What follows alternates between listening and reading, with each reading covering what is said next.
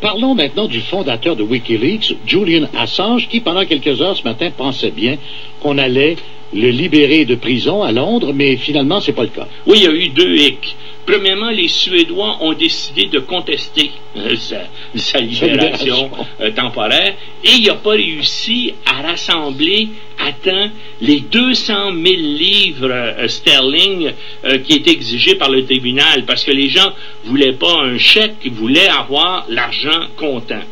Cet argent-là va être rassemblé parce que notamment Michael Moore, le célèbre auteur de documentaires américains contestataires, là, qui a décidé d'avancer une partie de l'argent. Il y a Bianca Jagger aussi qui va mettre de l'argent. Donc, beaucoup de monde qui appuie Assange, essentiellement.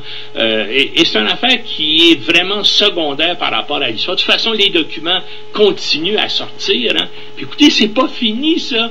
Il y a à peine 1300 documents qui ont été rendus publics jusqu'à maintenant sur les 251 000 documents que possède actuellement Wikileaks. Donc, ça risque de durer encore très, très longtemps. Mais il semble qu'actuellement, il y a un grand jury qui est réuni aux États-Unis, en Virginie, là, pour inculper Assange, on ne sait quoi, peut-être d'espionnage ou d'autres crimes. Mais pour l'instant, on veut l'extrader en Suède sur des plaintes de caractère sexuel. Il y a eu des relations consentantes avec deux femmes et les femmes ont trouvé ça bien, semble-t-il, parce qu'ils n'ont rien dit pendant quelques semaines. Et là, elles se sont rencontrées tout d'un coup et puis elles ont pas été contentes d'apprendre qu'ils avaient couché avec l'autre. Et là, semble-t-il, ils sont allés chez un procureur qui a dit il n'y a pas vraiment de crime là. Mais là, encore une fois, plusieurs semaines après, il y a un deuxième procureur de la poursuite une Suédoise, semble-t-il, plutôt féministe, qui a regardé ça et puis il a décidé des votes.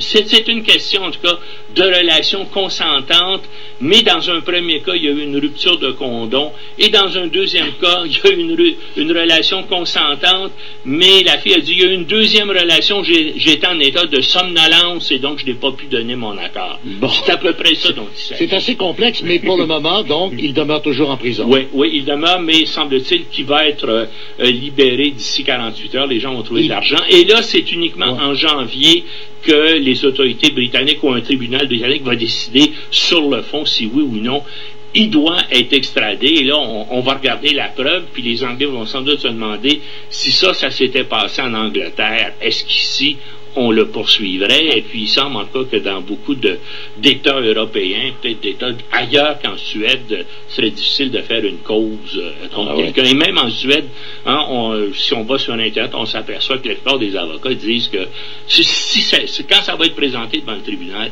ça va être rejeté. On dit que s'il est libéré, il devra porter un bracelet électronique de positionnement. Exactement. Parce que, bien sûr, on soupçonne qu'il y a des amis à travers le monde et qui pourraient prendre la fuite. Mais là, il est tellement connu. Et c'est devenu le visage le plus connu de la planète. Il y aurait bien difficulté à se cacher. Et puis, je pense que comme il apprécie d'une certaine façon le rôle qu'il joue actuellement de contestataire en chef, et puis je pense pas que c'est un gars qui essaierait de se défiler. Merci beaucoup, Normand, et à demain. À demain. Au revoir.